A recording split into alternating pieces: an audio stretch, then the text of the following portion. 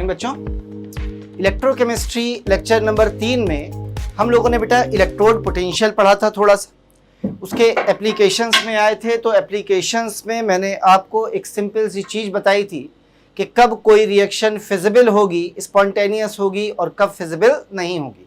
तो आपने कहा था मेटल जिसका एसआरपी ज़्यादा होगा उसका रिडक्शन होना चाहिए, जिसका एसआरपी कम होगा उसका ऑक्सीडेशन होना चाहिए। ये हम लोगों ने लास्ट क्लास में सीखा था। आइए बात करते हैं डिटर्मिनेशन ऑफ इलेक्ट्रोड की। यदि इलेक्ट्रोड पोटेंशियल दिए हो और आपको ये डिटरमाइन करना हो कि जो मेटल की रॉड है जब वो इलेक्ट्रोड का काम करेगी तो वो इलेक्ट्रोड क्या बनेगा बेटा, क्योंकि दो संभावनाएं हैं। हो सकता है आपका इलेक्ट्रोड किसकी तरह काम करे, कैथोड की तरह। हो सकता है आपका इलेक्ट्रोड किसकी तरह काम करे बेटा, एनोड की तरह। तो आपको कैसे पता चलेगा कि आपको अपने इलेक्ट्रोड का कैथोड बनाना है या एनोड बनाना है? तो याद रखिए बेटा, कैथोड हमेशा उस मेटल का बनाएंगे मेटल हैविंग हायर एसआरपी, जिसका एसआरपी ज्यादा होगा। सवाल उठता है सर ऐसा क्यों? क्योंकि बेटा जिसका एसआरपी ज्यादा है उसका क्या होगा, रिडक्शन। और रिडक्शन हमेशा कहां होता है, कैथोड पर, क्योंकि metal with higher SRP get reduce, उसका रिडक्शन होगा वो कैथोड पर होगा, इसलिए वो क्या बन जाएगा, कैथोड बन जाएगा। अब आ जाइए बेटा एनोड की बात कर रहा है। एनोड के लिए हम क्या बोल देंगे, हम उसका एनोड बनाएंगे जिसमें मेटल हैविंग लोअर एसआरपी, जिसमें उसका एसआरपी कैसा होगा, लोअर। और याद रखिए यही एसआरपी क्या कहलाता है, ई नॉट, यानी स्टैंडर्ड इलेक्ट्रोड पोटेंशियल कहलाता है। और ये ऑक्सीडेशन पोटेंशियल का कैसा हो जाता है, वैल्यू सेम, साइन निगेटिव यानी रिवर्स हो जाता था। क्या मेरी बात समझ में आई है इतना? आइए इसे एग्जाम्पल से समझने की कोशिश कर लेते हैं। जैसे उसने आपको दिया है एग्जाम्पल, वो कह रहा है E naught of zinc comma copper and silver, इनकी वैल्यू दे रहा है आर माइनस का 0.76 वोल्ट कॉमा प्लस का 0.34 वोल्ट एंड प्लस का 0.80 वोल्ट रेस्पेक्टिवली लीजिए ये है। तो अब आपसे कॉम्बिनेशंस दे रहा है, आपसे कह रहा है पहचानिए कौन बनेगा एनोड और कौन बनेगा कैथोड। चलिए बना के देख लेते हैं। उसने कहा आपके पास है जिंक कॉपर सेल, ये एक सेल है बेटा, कह रहा है इसमें एनोड पहचानिए कैथोड पहचानिए। दूसरा बेटा वो आपको दे रहा है Cu Ag cell, copper and Ag cell, कह रहा है एनोड और कैथोड पहचानिए इसमें। और तीसरे नंबर पे बेटा वो आपको दे रहा है जिंक एंड सिल्वर सेल, कह रहा है इसमें भी कैथोड और एनोड को पहचान के बताइए कौन है। तो देखा जाए हमारे पास दो कॉम्बिनेशंस हैं, एक जिंक है बेटा और एक कॉपर है। बताइए जिंक और कॉपर में किसका एसआरपी ज्यादा है? तो ये रहा जिंक का एसआरपी, ये रहा कॉपर का एसआरपी।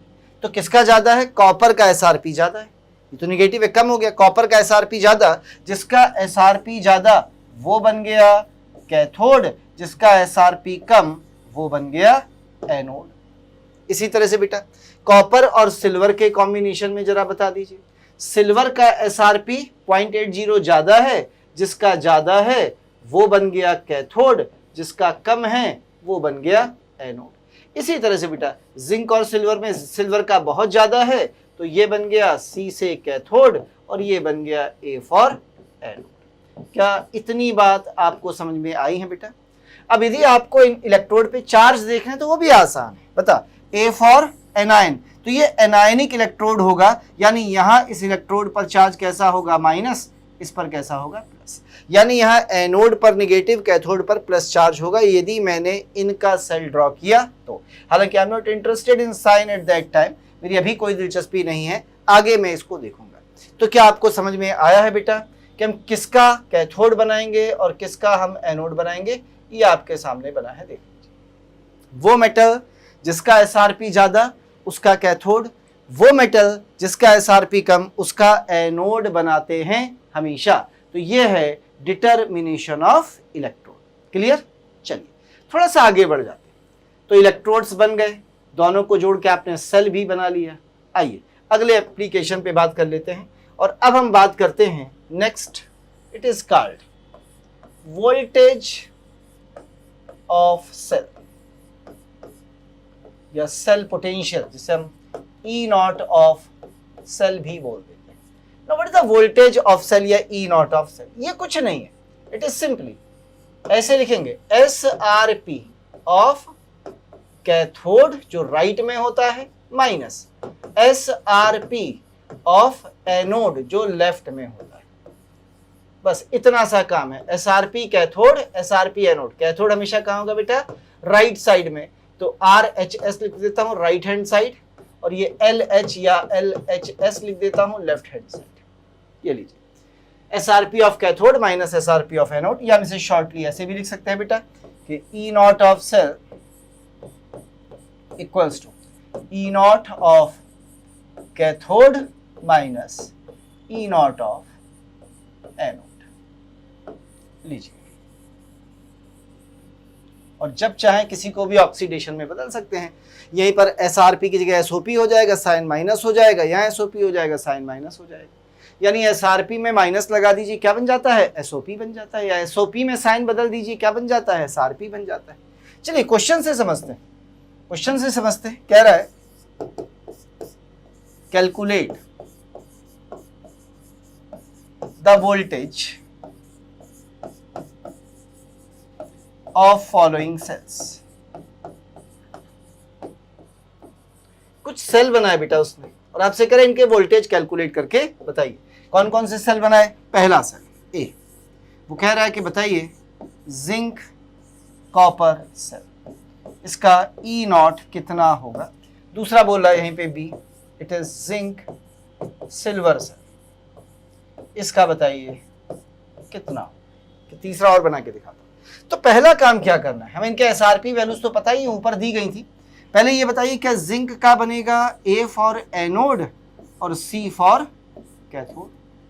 जिंक का बनेगा ए फॉर एनोड, सिल्वर का सी फॉर कैथोड। इतना समझ में आता है बेटा, क्योंकि कॉपर का एसआरपी ज्यादा है, सिल्वर का एसआरपी ज्यादा है। वैल्यूज आपको पता ही है।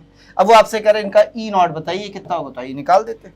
तो बताइए इस सेल में ई नॉट ऑफ सेल बराबर एसआरपी ऑफ कैथोड, कॉपर का एसआरपी पीछे कितना दिया था 0.34, minus SRP of anode, anode कौन है? जिंक, जिंक का कितना दिया माइनस का 0.76, माइनस माइनस प्लस हो जाएगा, सॉल्व कर दीजिए कितना आ जाएगा बेटा 1.10 वोल्ट। लीजिए बिल्कुल आसान था। इसी तरह से यहां पर निकाल लीजिए, it is E naught of cell. Silver cathode है, सिल्वर का कितना दिया था 0.80, माइनस जिंक का कितना दिया है माइनस का 0.76, माइनस माइनस प्लस हो गया बेटा, दोनों जुड़ जाएंगे, कितना आ जाएगा जरा बताइए 1.56, 8 7 15, 1.56 वोल्ट। कुछ समझ में आया है? कहते सर ये आप वैल्यूज कहाँ से ले आए? देखो ऊपर वाले क्वेश्चन में दी थी ना ये हमें, ये दिए देखो, इसी क्वेश्चन से मैंने वैल्यूज उठा ली, थोड़ा छोटा कर देता। लीजिए ये वैल्यूज दी थी, इन्हीं वैल्यूज को उठा लिया मैंने और नीचे रख दिया, और थोड़ा छोटा कर देता हूं। अब आ गया? लीजिए ऊपर से दी हुई वैल्यूज को मैंने उठाया और इसमें रख दिया। ये था, देखिए अब यदि आपको ये समझ में आ गया है तो मैं चाहूंगा एक आप भी कोशिश करके देखिए। अब तो आप सीख ही गए कैसे निकालते हैं।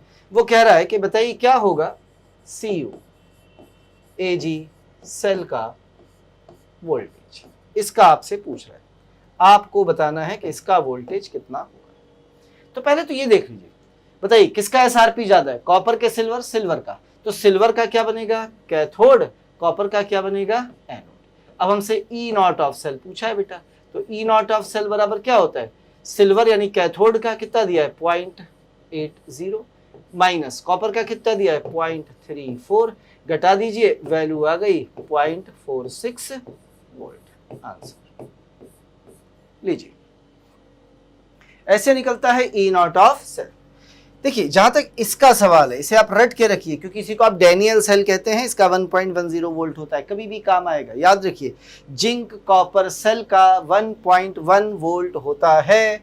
यदि ये हमें याद रहा तो हम इसे कई बार क्वेश्चंस में बिल्कुल डायरेक्ट रख दिया करेंगे, ये हमारे काम आया करेगा। चलिए बेटा आगे बढ़ जाते हैं और अगली हेडिंग पर आ जाते हैं। ई ऑफ सेल के या वोल्टेज ऑफ सेल के बाद reactivity of metal. Reactivity of metal. देखिए किसी भी मेटल की रिएक्टिविटी में खास बात होती है। कहते हैं जो मेटल की रिएक्टिविटी होती है ना, याद रखिए मेटल्स के लिए है केवल, जो मेटल की रिएक्टिविटी ऑफ मेटल, ये इस बात पर डिपेंड करती है कि वो मेटल कितनी आसानी से अपना इलेक्ट्रॉन निकाल देती है, यानी उसकी आयोनाइजेशन एनर्जी कितनी कम है, इलेक्ट्रॉन निकालकर कितनी जल्दी वो पॉजिटिव ले लेती है, यानी उसका इलेक्ट्रो पॉजिटिव कैरेक्टर कितना ज्यादा है। कोई मेटल जितनी ज्यादा इलेक्ट्रो पॉजिटिव कैरेक्टर की होगी उसकी रिएक्टिविटी उतनी ज्यादा होगी। अब कोई मेटल इलेक्ट्रॉन निकाल रही है तेजी से, इलेक्ट्रॉन निकालने का क्या मतलब होता है? रिड्यूस होना कि ऑक्सीडाइज होना? ऑक्सीडाइज होना। यानी जो मेटल आराम से ऑक्सीडाइज हो जाए। आराम से ऑक्सीडाइज कौन होगी भैया? जिसका रिडक्शन पोटेंशियल कम और ऑक्सीडेशन पोटेंशियल ज्यादा हो, यानी जिसका रिडक्शन पोटेंशियल कम हो तो SRP कम हो, या इसी को हम बोलते हैं स्टैंडर्ड इलेक्ट्रोड पोटेंशियल कम हो, या इसी को हम बोलते हैं E0 कम हो, या SOP ज्यादा हो, डायरेक्टली प्रोपोर्शनल SOP। अब क्योंकि क्वेश्चंस में हमें SOP कम दिया जाता है, स्टैंडर्ड पोटेंशियल यानी SRP दिया जाता है, तो हम SRP से ही काम चलाएंगे, SOP की जरूरत हमें कम पड़ती है। क्लियर? जैसे फॉर एग्जांपल यदि मैं यही क्वेश्चन दोबारा से आपसे पूछ लूं कि हमारे पास एक कॉपर है, एक सिल्वर है और एक जिंक है, इनको अरेंज करना है किसके ऑर्डर में? रिएक्टिविटी के। तो ये बताइए SRP सबसे कम किसका है? सबसे कम जिंक का है, तो जिंक की रिएक्टिविटी सबसे ज्यादा। भाई जितना SRP कम उतनी रिएक्टिविटी ज्यादा। उसके बाद दूसरे नंबर पे कौन आएगा बेटा? कॉपर। और सबसे ज्यादा SRP सिल्वर का, तो सिल्वर की रिएक्टिविटी सबसे कम। ये किसका ऑर्डर हो गया? रिएक्टिविटी का। किसका ऑर्डर हो गया? रिएक्टिविटी का। कौन सा order? Decreasing order. Decreasing order का मतलब होता है घटता हुआ क्रम, सबसे ज्यादा, उससे कम, सबसे कम। क्या समझ में आया? देख लो भाई, पक्का समझ में आया है रिएक्टिविटी ऑफ मेटल्स? क्लियर है बिल्कुल? चलिए थोड़ा सा आगे बढ़ जाएं। यानी रिएक्टिविटी में भी आपको क्या देखना है? SRP या SEP। जिसका SRP या SEP ज्यादा उसकी रिएक्टिविटी सबसे हाई। एक क्वेश्चन आइए इसमें और लगा देता हूं। कह रहा है क्वेश्चन में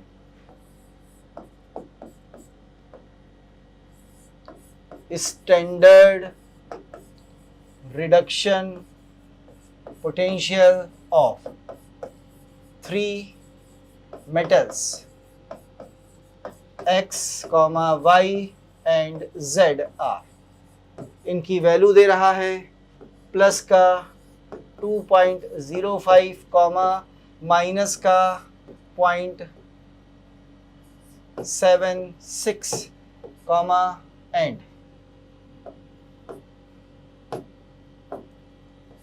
एंड प्लस का 0.88 volt respectively. Then increasing order of reactivity. चलिए भाई शुरू किया जाए, आसान सा क्वेश्चन है। बताइए जिसका SRP सबसे कम, ये रहा कौन सा? बीच वाला Y, इसकी रिएक्टिविटी सबसे ज्यादा, मोस्ट रिएक्टिव।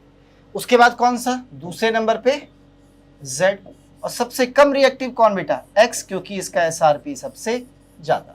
लीजिए तो जिसका SRP ज्यादा वो लीस्ट रिएक्टिव, कौन सी है? X, और जिसका SRP सबसे कम वो मोस्ट रिएक्टिव, कौन सी है? Y।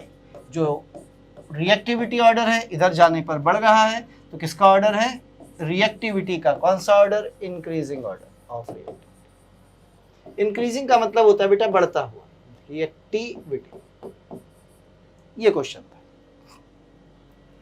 उम्मीद है समझ में आया होगा बेटा। जिस मेटल का एसआरपी जितना ज्यादा उसकी रिएक्टिविटी उतनी कम, और जितना कम रिएक्टिविटी उतनी ज्यादा। यही तरीका हमने भी थोड़ी देर पहले पीछे सीखा था। आइए एक बड़ी इंपॉर्टेंट चीज से मिलाता हूं मैं आपको, बचपन में शायद नाम सुना हो आपने इसका। It is electrochemical series. Electrochemical series बड़ी अच्छे से एनसीईआरटी 12th में बनी है आपकी। इलेक्ट्रोकेमिकल सीरीज, शॉर्ट में हम इसे ECS पढ़ेंगे। सबसे पहले इलेक्ट्रोकेमिकल सीरीज होती क्या चीज है, तो इसकी छोटी सी डेफिनेशन दी जाती है। क्या कहते हैं? When metals are arranged, metals are arranged. हालांकि मजे की बात यह है कि मैं इसमें मेटल के साथ साथ कुछ नॉन मेटल्स को भी अरेंज करूंगा, पर हम देखेंगे मेटल्स के लिए भी। कहते हैं when metals are arranged in increasing order of their standard reduction potential और standard electrode potential। यानी इंक्रीजिंग ऑर्डर है किसका? SRP या SEP का, या और डिक्रीजिंग ऑर्डर या फिर decreasing order of their reactivity, या फिर डिक्रीजिंग ऑर्डर है किसका? रिएक्टिविटी का। यानी दो ऑर्डर हैं, रिएक्टिविटी का डिक्रीजिंग ऑर्डर है, जबकि एसआरपी का इंक्रीजिंग ऑर्डर है। एक ही बात है बेटा, एसआरपी बढ़ेगा तो रिएक्टिविटी घटेगी। ठीक, order of reactivity. Then a series is obtained, a series is obtained, एक सीरीज मिलती है, obtained, called, उसी को बोलते हैं इलेक्ट्रोकेमिकल सीरीज। लीजिए, अब मैं इस सीरीज को बनाकर देखना चाहता हूं। तो सबसे पहले जो मेटल एट द टॉप होती है इस सीरीज में, वो होती है लिथियम। अब हम यहां लगाते हैं लिथियम पर पॉजिटिव और सीरीज को बनाते हैं एक्वस सोल्यूशन में। अब दो बातें हैं यहाँ पर। पहला काम कि सर आपने लिथियम पर पॉजिटिव क्यों लगाया? क्योंकि हम क्या कराने जा रहे हैं? एसआरपी। इसका मतलब रिएक्शन कौन सी होगी? रिडक्शन की। और बेटा रिडक्शन मेटल कैटायन का होता है। ये मेटल कैटायन एक इलेक्ट्रॉन लेगी इन सोल्यूशन और सॉलिड में बदल जाएगी Li। तो ये रिएक्शन है रिडक्शन की। तो इस रिएक्शन में जो इलेक्ट्रोड पोटेंशियल आएगा वही तो कहलाएगा E0 ऑफ किसका? लिथियम। तो ये जो लिथियम का E0 आया, इसकी वैल्यू आती है माइनस का 3.04 वोल्ट। लीजिए, तो ये वैल्यू कैसी है? मिनिमम वैल्यू, सबसे कम वैल्यू, क्योंकि हमें क्या है? Decreasing order of reactivity, increasing order of SRP. अब नीचे जाएंगे तो एसआरपी बढ़ेगा, तो नीचे क्या आएगा? पहले तो मैंने आपको ये बताया कि जो पहला एलिमेंट है ये उसकी इक्वेशन है। अब मैं फिर से लिखने जा रहा हूं पूरी सीरीज, ठीक है? थोड़ी जगह चाहिए तो मैं इसको ऊपर शिफ्ट कर रहा हूं। चलिए पूरी सीरीज बनाने जा रहा हूं बेटा। तो इस सीरीज का सबसे पहला एलिमेंट कौन आता है? It is lithium. ठीक, फिर कौन आता है? पोटेशियम। फिर कौन आता है? बेरियम। फिर कौन आता है? स्ट्रोंशियम। फिर कौन आता है? कैल्शियम। फिर आता है सोडियम। फिर आता है मैग्नीशियम। फिर आता है एल्यूमिनियम। ऐसे ही पढ़ा था ना? लिक लिक बेसर का नमक अलमन, इसके बाद आता है Mn, अलमन। ठीक है, या मैं इसको एक काम करता हूं, क्यों ना मैं इस सीरीज को ऐसे ना बना के ऊपर शिफ्ट कर दूं थोड़ा सा, तो आ जाएगी। चलो भैया, बाकी आगे बनाते रहेंगे। कहां तक आ गए थे? एल्यूमिनियम। एल्यूमिनियम के बाद आता है अलमन। यहां पे आके शांत हो जाइए। इसके बाद I am taking a non metal. यहां एक नॉन मेटल आती है और वो है एक कंपाउंड H2। अब इसके नीचे चलेंगे। फिर से आ जाइए, अलमन। इसके बाद आता है जिंक, जनक्रोफी, जिंक क्रोमियम आयरन, कर्डकोनी, कर्डकोनी। लीजिए ये हो गए, ठीक। अब हम वापस आएंगे, कर्डकोनी, कर्डकोनी। इसके बाद आ जाइए, इसके बाद आता है टिन, सन, लें, फिर आ जाता है लेड, और इसके बाद आ जाता है फिर से एक non metal which is here, जो यहाँ पे होता है हाइड्रोजन यानी H+। सब एक्वस हैं, ये याद रखिए, सब वाटर में है, एक्वस। इसके बाद आता है नीचे वाले, क्यों मरकरी आज प्रीति गोल है, यानी गोल्ड। अब यदि मैं एक छोटा सा काम ये करूं, ध्यान से देखिएगा, मैं इन सबको छोटा करने जा रहा हूं ऐसे करके, और मैं चाहता हूं पूरी सीरीज एक लाइन में मुझे नजर आए। चल,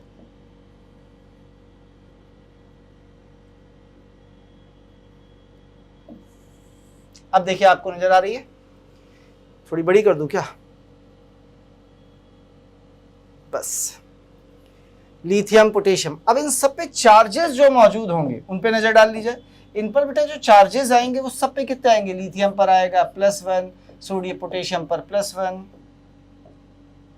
बेरियम पर +2, स्ट्रांशियम पर +2, कैल्शियम पर +2, सोडियम पर +1, Mg पर +2, एल्यूमिनियम पर +3, मैग्नीज पर +2, जिंक पर +2, क्रोमियम पर +3, आयरन पे +2, कैडमियम पे +2, कोबाल्ट पे +2, निकिल पे +2, Sn पे +2, Pb पे +2, H पे +1 है, बाकी आप पता है, कॉपर, मरकरी, ठीक है। ये इन पे चार्जेस है भैया। तो ये आपकी इलेक्ट्रोकेमिकल सीरीज है, ऐसे याद करते हैं, लिक, बे, सर, का, नमक, अलमन, जन, क्रोफी, कड़कोनी, सन, लें, हाय, क्यों मरकरी आज प्रीति गोल है। फिर से सुनना, लिक, बे, सर, का, नमक, अलमन, जन, क्रोफी, कड़कोनी, सन, लें, हाय, क्यों मरकरी आज प्रीति गोल है। और सबसे लास्ट में इसमें भी पता है कौन आता है? ये एक नॉन मेटल, फ्लोरीन, जो इसके भी नीचे। पर हमें दिलचस्पी मेटल्स में है, नॉन मेटल्स में नहीं है, इसीलिए हम लोग फ्लोरीन के बारे में बहुत ज़्यादा डिस्कशन नहीं करेंगे। तो ये है बच्चे आपकी इलेक्ट्रोकेमिकल सीरीज। तो इस इलेक्ट्रोकेमिकल सीरीज में क्या क्या होता है, मुझे एक्चुअली आपको बस यही सिखाना है। तो चलिए मैं इस इलेक्ट्रोकेमिकल सीरीज को जरा थोड़ा ऊपर शिफ्ट कर देता हूँ। लीजिए, अब मैं आपको कुछ सिखाने जा रहा हूँ, ये समझिए कि इस इलेक्ट्रोकेमिकल सीरीज में एक है मेटल एट द टॉप। कौन है वो? वो है लिथियम। ये रहे aqueous, it is metal at the top. और एक तरफ है दूसरी मेटल, ये रही gold +3, it is metal at the bottom. यानी लिथियम कौन सी मेटल है? Top metal. और गोल्ड कौन सी मेटल है बेटा, जो कहां पर मौजूद है? बॉटम पर। इतनी बात समझ में आई है? एक टॉप पर, एक बॉटम पर। इनके बारे में हम पॉइंट्स देखना चाहते हैं, कुछ बातें हैं जिन्हें हम सीखना चाहते हैं। जैसे इसके लिए पूछा, यदि ये टॉप पर है तो इसके लिए जो SRP होगा वो कैसा होगा? सबसे कम, मिनिमम होगा SRP, और SRP मिनिमम है तो मैक्सिमम होगा SOP। अब सोचिए, जिसका SRP मिनिमम है उसके रिड्यूस होने की टेंडेंसी मिनिमम है, तो tendency to get reduce, minimum लिखना भूल गया, कोई बात नहीं, फिर से लिख देता हूं। तो इसकी मिनिमम हो गई, minimum tendency to get reduce.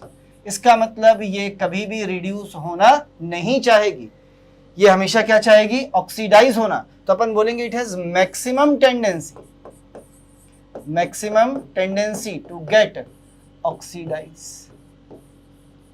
अब सोचिए, जिसके रिड्यूस होने की टेंडेंसी मिनिमम है और ऑक्सीडाइज होने की टेंडेंसी मैक्सिमम है, तो ये मैक्सिमम ऑक्सीडाइज होना चाहेगी कि रिड्यूस? ऑक्सीडाइज। आपने पढ़ा होगा बेटा, जिनका ऑक्सीडेशन होता है वो रिड्यूसिंग एजेंट का काम करते हैं, और यदि रिड्यूसिंग एजेंट का काम करते हैं तो हम कहेंगे कि उनकी रिड्यूसिंग पावर सबसे ज्यादा होती है, यानी it have maximum reducing power. क्योंकि ऑक्सीडेशन हो रहा है तो रिड्यूसिंग एजेंट का काम करेगा, तो रिड्यूसिंग पावर मैक्सिमम होगी और मिनिमम हो जाएगी क्या? Oxidising power. ऑक्सीडाइजिंग पावर, यानी हम ये कहें कि इसमें ऑक्सीडाइजिंग पावर होगी ही नहीं, तो एक ही बात है, तो मैक्सिमम होगी बेटा क्या? Reducing power. आगे बढ़ जाते हैं, नेक्स्ट प्रॉपर्टी की बात कर लेते हैं। अब ये बताइए कि यदि इसके ऑक्सीडाइज होने की कैपेसिटी मैक्सिमम है तो क्या ये ऑक्सीजन के साथ कंबाइन करेगी? यस सर, ये ऑक्सीजन से ही तो चीजें ऑक्सीडाइज होती हैं, यानी ये ऑक्सीजन के साथ आराम से कंबाइन करेगी। स्ट्रॉन्ग एफिनिटी टुवर्ड्स ऑक्सीजन, यानी हम बोल सकते हैं हैव ग्रेट एफिनिटी, बहुत ज्यादा होगी, had great affinity for oxygen, oxygen के लिए एफिनिटी बहुत ज्यादा है। So make most stable oxide, यानी क्या बनाएगी? बहुत स्टेबल ऑक्साइड बनाएगी जो गर्म करने पर आसानी से टूटेगा नहीं। और आगे बढ़ जाते हैं, चलिए भाई ये और बताइए, नीचे जाने पर रिएक्टिविटी घटती है, यानी इसकी रिएक्टिविटी कैसी हो जाएगी? मोस्ट रिएक्टिव, मैक्सिमम हो जाएगी इसकी रिएक्टिविटी। चलिए उसकी बात वैसे भी अलग से कर लेंगे, कर ही चुके हैं रिएक्टिविटी ऑफ मेटल्स। क्या इतना समझ में आया है? फिर से समझिएगा, ये मेटल एट द टॉप है तो इसका एसआरपी सबसे कम है, एसओपी सबसे ज्यादा है। क्योंकि इसका एसआरपी सबसे कम है तो minimum tendency to get reduce है और maximum tendency to get oxidise है। क्योंकि आराम से ऑक्सीडाइज होगा तो अच्छा रिड्यूसिंग एजेंट होगा, रिड्यूसिंग पावर सबसे ज्यादा होगी, यानी लिथियम एक्वस मीडियम में स्ट्रॉन्गेस्ट रिड्यूसिंग एजेंट होगा। यदि मैं ये कहूं तो आप मानेंगे इसको देखते हुए, यदि ये मैं कहूं कि ये स्ट्रॉन्गेस्ट रिड्यूसिंग एजेंट है, strongest reducing agent in aqueous medium, water, क्योंकि वाटर में रिएक्शन हो रही है तो सबसे स्ट्रॉन्गेस्ट होता है। आगे आ जाइए बेटा, ग्रेट एफिनिटी टुवर्ड्स ऑक्सीजन, क्यों? क्योंकि ऑक्सीडाइज आराम से होगा तो स्टेबल ऑक्साइड फॉर्म करने की कोशिश करेगा। पर जब यही चीज हम गोल्ड में देखते हैं तो हम बोलते हैं कि इसमें मैक्सिमम होगी किसकी वैल्यू? एसआरपी की वैल्यू, और मिनिमम होगी किसकी वैल्यू? एसओपी की वैल्यू। क्योंकि नीचे जाने पर एसआरपी बढ़ रहा है, इंक्रीजिंग ऑर्डर ऑफ एसआरपी में है, यानी यहां पर मैक्सिमम टेंडेंसी होगी, मैक्सिमम टेंडेंसी टू गेट क्या होने की? रिड्यूस होने की। थोड़ा सा शिफ्ट कर देता बेटा, maximum tendency to get reduce, या ये कहूं कि it has minimum tendency, minimum tendency to get oxidise. एक ही बात है बेटा। तो सोचने वाली बात ये हो गई, कि यदि इसकी maximum tendency to get reduce है तो आराम से ऑक्सीडाइज होगा। जिनका ऑक्सीडेशन होता है, रिड्यूस होगा, जिसका रिडक्शन होता है वो ऑक्सीडाइजिंग एजेंट कहलाते हैं। तो इसकी मैक्सिमम हो गई ऑक्सीडाइजिंग पावर, ऑक्सीडाइजिंग पावर, यानी ये किसकी तरह बिहेव करेगा? ऑक्सीडाइजिंग एजेंट की तरह। या मिनिमम हो गई रिड्यूसिंग पावर, यानी रिड्यूसिंग एजेंट की तरह काम नहीं करेगा, ऐसे भी कह सकते हैं। मिनिमम हो गई रिड्यूसिंग पावर। थोड़ा सा और आगे बढ़ जाते हैं बच्चे। अब जरा आप मुझे ये बताइए कि ये ऑक्सीडाइज होना चाहता है कि रिड्यूस, यानी ऑक्सीजन से जुड़ना नहीं चाहता, यानी हैव मिनिमम एफिनिटी,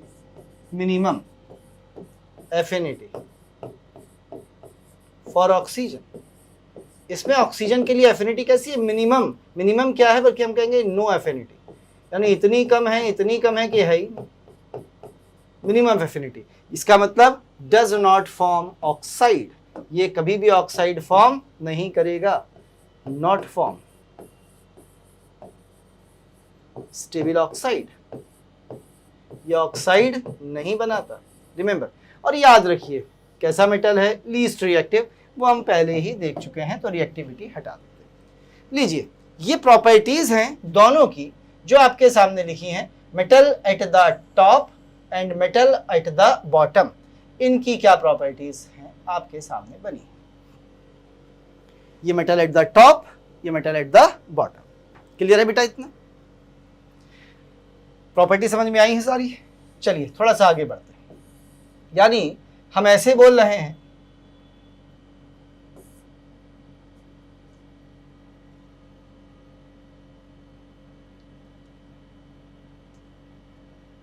चलिए, यानी हम ऐसे बोल रहे हैं, समझने के लिए देखिएगा कि ये मेटल एट द टॉप है, ध्यान से देखना, ये मेटल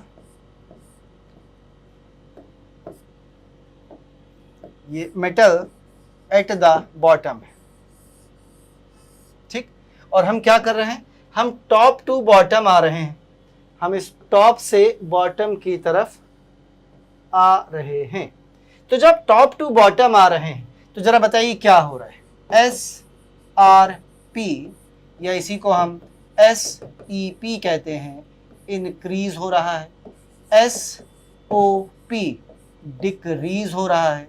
रिड्यूसिंग पावर घट रही है। ऑक्सीडाइजिंग पावर बढ़ रही है। स्टेबिलिटी ऑफ ऑक्साइड, यही सब तो पढ़ के आए हैं, स्टेबिलिटी ऑफ ऑक्साइड घट रही है।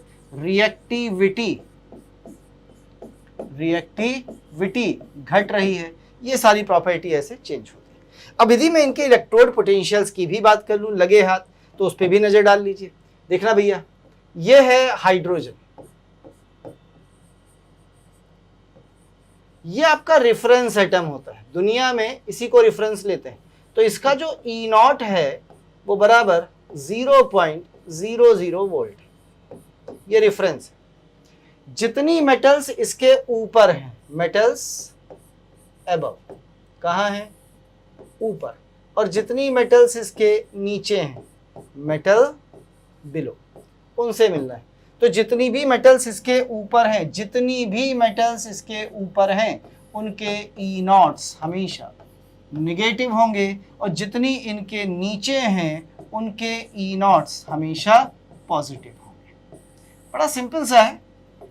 देख भाई, यहाँ 0 है और नीचे आने पर बढ़ रहा है, ऊपर जाने पर घट रहा है, तो 0 से कम नेगेटिव होगा, 0 से ज़्यादा पॉजिटिव। इसका मतलब हाइड्रोजन के नीचे जितनी मेटल्स हैं उनके स्टैंडर्ड रिडक्शन पोटेंशियल पॉजिटिव हैं, वो आराम से रिड्यूस हो जाएंगे। जो ऊपर है उनके नेगेटिव है, तो वो उतनी आराम से रिड्यूस नहीं होंगे। तो लिथियम को रिड्यूस करना मुश्किल है, ऑक्सीडाइज करना आसान है, क्योंकि लिथियम आराम से ऑक्सीडाइज हो जाती है, इसलिए एक बेहतरीन रिड्यूसिंग एजेंट। क्या इतनी बात बेटा आपको समझ में आ गई है? ये सारी प्रॉपर्टीज एक साथ इसलिए लिखा रहा हूं ताकि आपको न्यूमेरिकल्स लगाने में दिक्कत ना हो। अब आ जाइए, आगे बढ़ जाते हैं। अब हम बात करते हैं ज्ञान की, कुछ बातों, इंपॉर्टेंट टिप्स। सबसे पहले नंबर पे आइए, नंबर 1, ध्यान से सुनना। यदि कोई मेटल एबव ऊपर है और एक मेटल नीचे है बिलो, और उस मेटल का कोई साल्ट है और साल्ट नहीं है तो कैटायन है, लीजिए।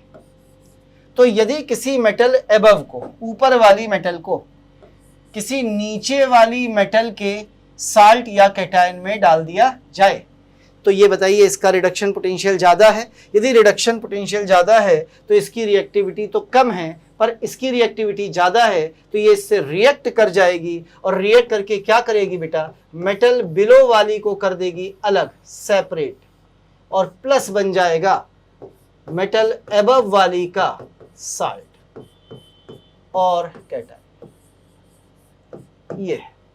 ये वही है रूल, वही है रिएक्शन जो फिजिबिलिटी ऑफ रिएक्शन में आपने सीखा था। उसका ऑक्सीडेशन होगा जिसका एसआरपी कम है, उसका रिडक्शन होगा जिसका एसआरपी ज्यादा है। तो ये मेटल ध्यान से देखना, इस मेटल का इसमें क्या हुआ है, रिडक्शन, और इसका देखिए कैटायन में क्या हुआ है, ऑक्सीडेशन। ये रिएक्शन है रिडॉक्स रिएक्शन। एग्जाम्पल से समझ लेते हैं थोड़ा सा। कोई मेटल ऊपर वाली ले लेते हैं, जैसे मैंने ऊपर वाली मेटल कौन सी ले ली बेटा, Fe ले ली, और नीचे वाली मेटल ले लेते हैं, जैसे कॉपर सल्फेट ले लिया। तो ये रिएक्शन तुरंत हो जाएगी और क्या बन जाएगा, Cu सॉलिड बन जाएगा और आयरन बना देगा FeSO4 फेरस सल्फेट। लीजिए यह है सोल्यूशन यानी एक्वस। तो ये रिएक्शन खटाक से हो गई। लेकिन यहीं पर यदि मैंने ध्यान से देखिएगा इस कॉपर की रिएक्शन FeSO4 से कराई तो कॉपर मेटल ऊपर है कि नीचे, नीचे, ये इसके साथ रिएक्शन नहीं करेगा, सो नो रिएक्शन, कोई रिएक्शन नहीं होगी। इसका मतलब ये हुआ कि यदि वो आपसे क्वेश्चन ये कह रहा है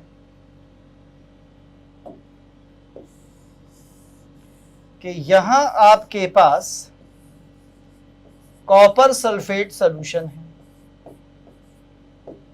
और इसे हिलाने के लिए आपके पास चम्मचें हैं, ये पहली चम्मच है, ये दूसरी चम्मच है, ये तीसरी चम्मच है। पहली चम्मच किसकी बनी है, आयरन की, दूसरी चम्मच किसकी बनी है, सिल्वर की, तीसरी चम्मच किसकी बनी है, निकेल की। कह रहे बताइए किस चम्मच से आप इसे चला सकते हैं। तो अब समझिएगा यदि आपने Fe की चम्मच को इसमें डाला तो ये रिएक्शन कर जाएगी। सिल्वर इसके नीचे है, नीचे वाली, बेटा नीचे वाली रिएक्शन नहीं करती, यानी सिल्वर की चम्मच से चलाइए कोई फर्क नहीं। निकेल ऊपर है, इसे नहीं ले सकते। यानी जो इसके नीचे मेटल हैं उन्हें ले सकते हैं, पर जो इनके ऊपर हैं उनका इस्तेमाल करना मना है। क्यों मना है बेटा, क्योंकि जो अबव मेटल होती है ऊपर वाली वो रिएक्शन दे देती है और वो क्या हो जाती है, अलग हो जाती है। तो Fe की रिएक्शन कराओगे तो FeSO4 बन जाएगा, Ag से कुछ नहीं बनेगा, निकेल अपना बना लेगा NiSO4 और कॉपर को कर देगा अलग। तो सबसे अच्छा किससे होगा घुमाना, इससे, यानी सबसे सेफली आप किससे स्टीयर कर सकते हैं, सिल्वर की स्पून से। क्या समझ में आया है बेटा। तो ये पहली ज्ञान की बात। अब आ जाइए ज्ञान की बात नंबर 2, सेकेंड पॉइंट पर आ जाइए। दूसरी बात, दूसरा क्या कहता है पॉइंट, दूसरा कहता है कि यदि कहीं गलती से आप किसी मेटल जो हाइड्रोजन के ऊपर है, अबव हाइड्रोजन, इसकी रिएक्शन किसी डाइल्यूट एसिड यानी H+ से करा दें एक्वस, तो ये तुरंत इसका रिडक्शन कर देगा हाइड्रोजन गैस में। और ये जो मेटल आपने ली है कौन सी वाली, अबव हाइड्रोजन वाली, ये बना देगी अपना सॉल्ट। ये दूसरा पॉइंट है। पर यहां एक समस्या एसिड में है। आपको जो एसिड यूज करना है उसमें एक लिमिटेशन है कि जो एसिड होना चाहिए ये ऑक्सीडाइजिंग नहीं होना चाहिए, ये नॉन ऑक्सीडाइजिंग एसिड होना चाहिए। क्योंकि यदि ये ऑक्सीडाइजिंग हो गया तो ये हाइड्रोजन को वाटर में ऑक्सीडाइज कर देगा और खुद रिड्यूस हो जाएगा। तो इसलिए नॉन ऑक्सीडाइजिंग होना चाहिए। नॉन ऑक्सीडाइजिंग कौन होता है, जैसे आप HCl ले सकते हैं, जैसे आप एसिटिक एसिड का इस्तेमाल कर सकते हैं, जैसे आप डाइल्यूट H2SO4 को ले सकते हैं, पर आप ऑक्सीडाइजिंग नहीं ले सकते। यहां पर आप ऑक्सीडाइजिंग एसिड्स नहीं ले सकते, ऑक्सीडाइजिंग एसिड्स इन्हें नहीं ले सकते। ऑक्सीडाइजिंग कौन होते हैं, जैसे आप HNO3 को नहीं ले सकते क्योंकि ऑक्सीडाइजिंग एजेंट है, आप HClO4 को नहीं ले सकते, ये ऑक्सीडाइजिंग एजेंट है, आप कंसंट्रेटेड H2SO4 को नहीं ले सकते क्योंकि ऑक्सीडाइजिंग एजेंट्स है। यदि आपने इनको ले लिया तो इन्हीं का रिडक्शन होने लगेगा बेटा, सल्फेट का, परक्लोरेट का, नाइट्रेट का, ये रिड्यूस हो जाएंगे। ये H+ को रिड्यूस नहीं करेंगे, H+ को तो H2O में चेंज कर देंगे, नहीं H2 ऑक्सीडाइज हो जाएगी वाटर में और ये रिड्यूस हो जाएगा, यानी NO3 रिड्यूस हो जाएगा, ClO4 रिड्यूस हो जाएगा, सल्फेट रिड्यूस हो जाएगा, इनका रिडक्शन हो जाता है। इसलिए इन ऑक्सीडाइजिंग एसिड्स को लेना मना है। क्लियर। जैसे फॉर एग्जाम्पल समझते हैं इसे। तो पहला उसने दिया, ध्यान से देखिएगा, Fe, और उसने बोला कि क्या हम इसमें HCl डाल सकते हैं, बिल्कुल। क्या Fe ऊपर है, बिल्कुल ऊपर है, तो क्या बना देगी हाइड्रोजन प्लस क्या बन जाएगा FeCl2। कह रहे क्या हम इसकी रिएक्शन कॉपर से कराएं, नहीं होगी भाई। क्यों नहीं होगी, क्योंकि कॉपर कहाँ है, बिलो हाइड्रोजन, ये नीचे है। इसी तरह से बेटा समझ में आ गया ना, जो ऊपर वाली है वो रिएक्ट करती है, जो नीचे वाली है वो रिएक्ट नहीं करती।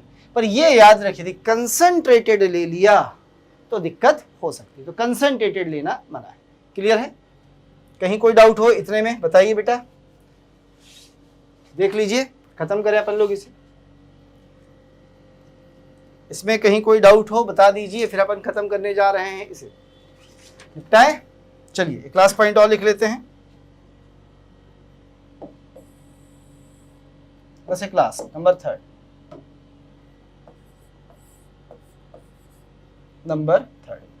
ये क्या कहता है सुनना, ये कहता है मेटल बिलो हाइड्रोजन यदि इसके ऑक्साइड को ले लिया जाए और गलती से इसे गर्म कर दिया जाए तो ये हमेशा ऑक्सीजन देगा, क्योंकि नीचे वाले ऑक्साइड स्टेबल नहीं, हमेशा याद रखिए। जैसे फॉर एग्जांपल उसने कहा इसे गर्म करिए Cu, तो ये तुरंत देगा Cu2O प्लस हाफ। जैसे उसने कहा HgO को गर्म करिए मरकरी, तो गर्म करते ही ये क्या देगा Hg प्लस। इतना समझ में आया है? पक्का? क्लियर? लीजिए, ये थी इलेक्ट्रोकेमिकल सीरीज अपने एप्लीकेशंस के साथ। आगे बढ़ते हैं, थोड़ा सा नेक्स्ट पार्ट पर चलते हैं, और नेक्स्ट पार्ट पे हमारे पास आते हैं सबसे पहले हाफ सेल, ये क्या होते हैं, एंड देन हम बात करेंगे सेल, ये क्या होते हैं। चलिए, ये बिल्कुल अलग इंटायरली डिफरेंट पार्ट है, तो इन्हें पढ़ेंगे अगली क्लास में। आज हमने इंपॉर्टेंट चीज़ें पढ़ी हैं बेटा, E0 ऑफ सेल कैसे निकालते हैं, ये सब बड़ा इंपॉर्टेंट था, बहुत ज़रूरी है आपके लिए ये सब जानना। ठीक है, तो आज हम लोग इतना ही रखेंगे, बाकी अगली क्लास में I will continue it. Thank you, धन्यवाद, शुक्रिया।